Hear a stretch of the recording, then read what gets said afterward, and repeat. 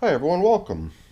The stuff you see here in this plastic tray, it's the stuff that we're going to be feeding to my worms today. I've got two worm systems that I want to feed. One of them is already right here up on the bench in front of us, ready to go. And all I need to do is slip on a glove and I'll be ready to go too. Besides those foods that you saw, most of which are out of the freezer with the exception of the used coffee, there's also this worm chow that I've got. It's just a collection of seeds and nuts and grains and whatever I happen to have on hand at the time, pulverized into a nice fine consistency. And we'll include some bedding, probably just some crumpled up newspaper or whatever it is that we're able to get our hands on. Something we traditionally do in my worm bins is mark where we last fed using usually a coffee filter, and since we've got ourselves a couple of brand new coffee filters, we'll be able to replace the one we were using here. And it's probably a good thing because there's not a whole lot left of this one. It'll just turn to bedding at this point. Alright, so last time we fed 16 days ago. It was a feeding that I don't expect to see many leftovers of. I think there was cucumber and there was one other type of food. Whatever the foods were, they were just foods that go super quick. So any leftovers we see are probably going to be stuff that dates back to a feeding prior to the last check-in. I'm already getting a little bit dirty here, but before I get any more soiled, let's look at some information here. This bin here that I brought up onto the bench is the older of the two. It's the 92-day-old bin, which has so far been fed 8 times, and there's a population of 829 worms living in here, supposedly. That was our best guess. And this grape stem probably dates back to a feeding, I don't remember how long ago. I don't think it was the last feeding, though. It might be 2 feedings ago. And here I could see the seed out of an avocado. Depending on how long it's been composting or in a compost bin, that super hard seed will eventually break down to the point where we could pretty easily snap it. And let's see, I'm trying to remember where it was. I knew I had a few grape stems, and maybe this was the one where we had put 2 in, which means the other bin that we're going to be feeding next is where we had 1, but it was much larger. And then these would be the newspaper bits that were placed down into the feeding area as bedding to supplement the food that they were getting. But the food itself, I don't think we're going to see any leftovers of. It's like this is what the seed will do eventually, the avocado seed. That was just a chunk of avocado seed that was, for whatever reason, a little bit further along than the other one we encountered. Or maybe I just didn't try hard enough. And here I guess is some of the avocado that those seeds came from. It's a little bit surprising. Oh, there we go. I guess we had to just peel away some of the fruit to reveal where the worms are. They were just hiding underneath the fruit, getting in between that and its shell.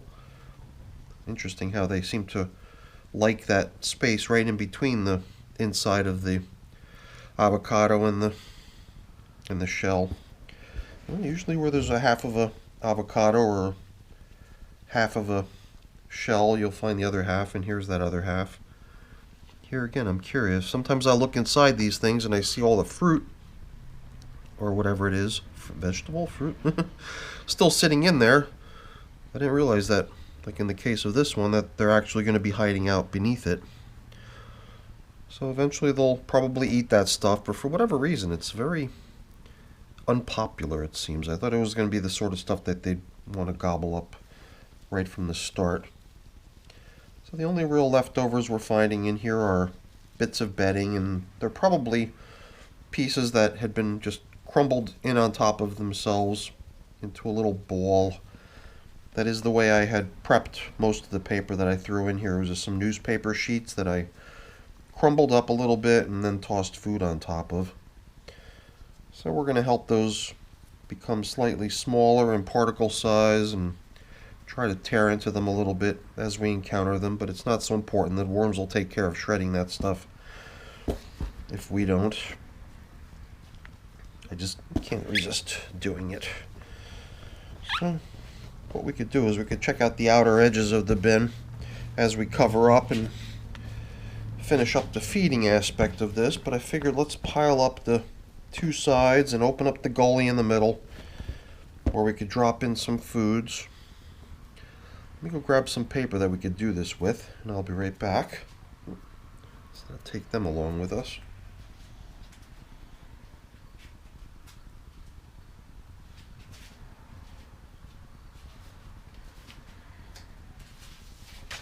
I think like we did last time, we could just take a piece of newspaper like this and try to give it a little bit of texture so it doesn't just lie in there flat, and drop it into the bottom of the hole here as the foundation for our feeding. But I've got a variety of other types of bedding we can include here too, so why don't we grab some of it. One of them is my leaf collection, and I just replenished it yesterday. I went out to the leaf collection bag and restocked my box full of shredded leaves.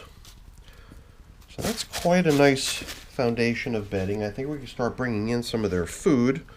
This stuff is frozen together. I didn't even think in terms of whether or not I'm going to have to chisel this to help it break apart. I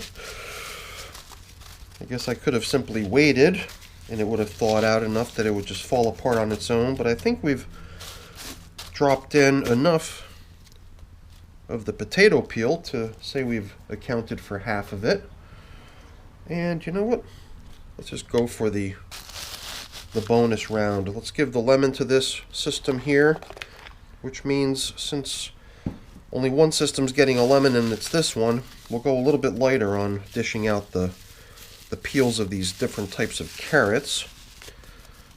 I think the main event here is going to be the large amount of bedding we dropped in down below. And we could even come in with some of my prepared bedding. So far we've used just fresh newspaper, and then we used leaves, and now we're using more newspaper that's been shredded, but it's combined with shredded cardboard. There's also leaves mixed into here too, along with some moisture. So that's quite a nice looking feeding area. I'm going to drop in a little bit of pulverized eggshell, which is the grit that my worms use. And worms can use pretty much anything for grit. They can use sand or pulverized crustacean shells, rock dust, anything that you've got on hand that's minute in size and tough, so that it can be used in their gizzards to break up the foods that they're consuming. Alrighty. Let's see about spreading this coffee out across this nice top layer of bedding we just dropped in. So that's pretty nice. And I think the last thing to put in here will just be a bunch of worm chow right on top of the coffee. And that, I think, right there is going to blend together as a really nice feeding. Let's not forget that we've got leftovers too here. So I'm going to drop in these 2 avocado shells that we found along the way. This one's even got this big pit over here. I'm sure that pit will break up soon enough. Let's not forget these pieces of, where did the other one go? Here it is. Grape stem. Just want to get all the food type items back down into the feeding area, not to mention all these recycled newspaper bits that we encountered on our way, but I think that's it. Yeah, I think that's pretty much it for this feeding. We've got ourselves a nice new feeding zone indicator there with that little coffee filter we're going to drop in on the end. Right over the feeding area to show ourselves where we last fed, so the next time we come in here we'll have no trouble finding it. Very nice. There's nothing really remarkable about these bins, you know. I've wondered if we might want to do some sort of an experiment. You know, when you got a couple bins that are sort of similar, have been managed in a similar fashion for a few weeks, they start to kind of harmonize in terms of how they look and feel. And I think we've had maybe 2 or 3 sessions now where we've been tending to the needs of these 2 bins simultaneously during the same check-in. And I guess the reason for that was since they were kind of similar in age and they have the same types of worms occupying them. we thought that we could sort of buddy up these two bins to sort of be sisters. There's lots of worms over on this side. Alright, let's let these little guys retreat really quick, and then we'll level things off and we'll move on to feeding bin number 2.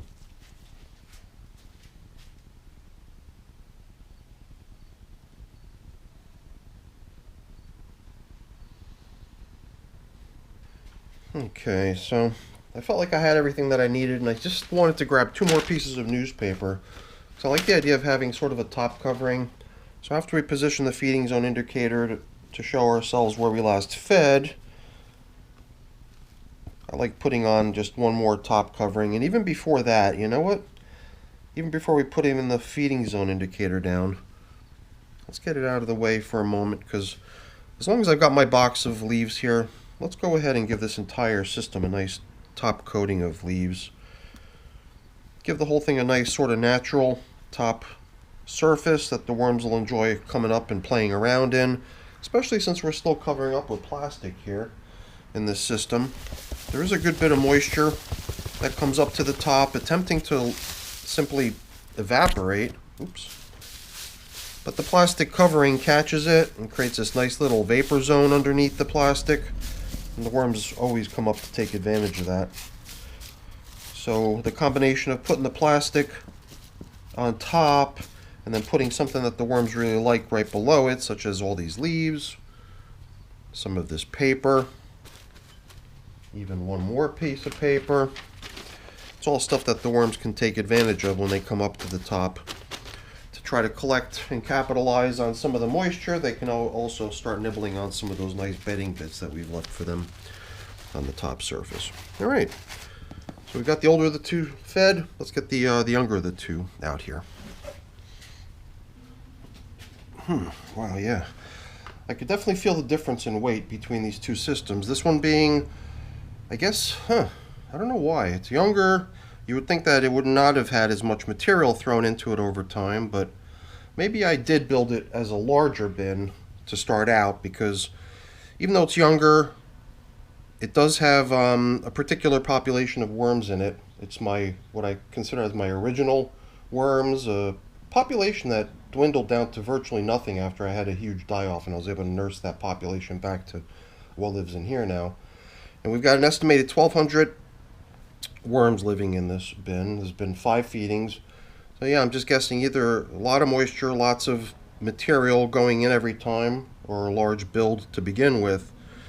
So it's probably a little more closely aligned to what I've been doing lately, which is trying to build larger bins to begin with and go even bigger on bedding than I have been in the past, to really try to maximize use of the space that these bins offer, instead of going all the way to the finish and still having lots and lots of room that I could have potentially, made use of. So this is kind of nice. Always underneath that plastic, you're going to see a lot of activity, and what ends up being the result of all that activity is all these nice fine castings that they leave behind. And sometimes we put down a lot of top covering material, sometimes we put a feeding zone indicator, and here they've pretty much done away with everything. And there's quite a thick layer of just what appears to be almost castings only, too. This is, I think, a population that we may have even considered to be somewhat underestimated as far as the worm count goes. Or at least I think that was one of the comments I made in the last video, I believe, was just how somehow it's such a capable bin, and somehow there's, I guess, a little bit of skepticism about the population being only about 1,200. It makes me just feel like there's more worms in here when I see what they're able to do, and when I start just going through the system and checking them out. It's really nice to see how flaky all the material everywhere is, but then again, I haven't really dug down yet. And since there was no feeding zone indicator, I can't tell where I fed. So let's assume I fed down the middle. I guess that's kind of the imperfect marking system of using a piece of material to mark that can also just be deteriorated and could vanish. Next time you come back to see what the deal was, it could just be gone. Or maybe we just didn't leave a feeding zone indicator. Sometimes that happens too. There just isn't any coffee going around in any of the recent feedings, and we just don't think to use something in the place of a coffee filter, so nothing ends up being positioned over the feeding zone. Here we've got grape stems and more leftover bedding. Since both systems were dealt with very similarly, we should expect to see similar stuff. I guess with the one exception being, if one of the systems is more capable than the other, then maybe you would expect to see fewer leftovers or whatever the case may be, but those would be the sort of differences you might expect to see. Good bits of leftover bedding, and the reason I think it survives is that it's just crumpled up, and if it was laying flat out within the material, all accessible rather than being folded upon itself, it would probably all be gone by this time. So by unfolding it that way, possibly even shredding it up into slightly smaller bits, will help it get to the finish line quicker a little bit, I think. Although it'll get there on its own even if we don't help. The worms will see to that. Yeah, definitely a lot more material in here. I can feel myself approaching the top edge already just from wanting to open up this middle of the bin to put today's feeding in. Pretty interesting. I guess this is going to be one of my test drives of how things go if I build the bin big and the worms are able to just keep up with working all that stuff down, and then continuing to feed big to satisfy their appetite. Maybe that is the way to go instead of going piddly each time. Alright, let's repeat what we did last time. I like the way we sort of laid in a crumbled up piece of newspaper on the bottom and complemented it with a little bit of leafy matter. This is where we get to test my memory in terms of whether or not I'm able to repeat the process. So I think we may have at that point started introducing the food items, or I could already be deviating from what the feeding plan was. Yeah, this stuff's breaking apart a lot more easily now that it's thawing out. These carrot bits, I bet you they're going to love that stuff. Once that starts to thaw out, kick out a little bit of moisture, they'll be drawn to the dampness, and once they take a nibble on that sweet carrot, they're going to be unable to stop until they chew it all up. Now, I think that the coffee came later. Not that it matters so much, but I'm just being a stickler here to test my memory. But I think we may have included worm chow and this bedding after we treated the food with a little bit of grit to help with the breakdown of that material, and then in can come some of this nice fancy pre-made bedding. And since we do seem to observe that this is a larger amount of material in this bin, possibly a greater number of worms too, I'm just wondering if we could apply just a little bit more bedding in here just to even further the gap in between the two systems. A lot of times I'll try to do what I can to make the systems harmonize and come into lockstep with each other, so to speak. Here, maybe the interesting thing will be to treat them as bins to be fed at the same time, but give one of them sort of preferential treatment in terms of trying to build out their space for them.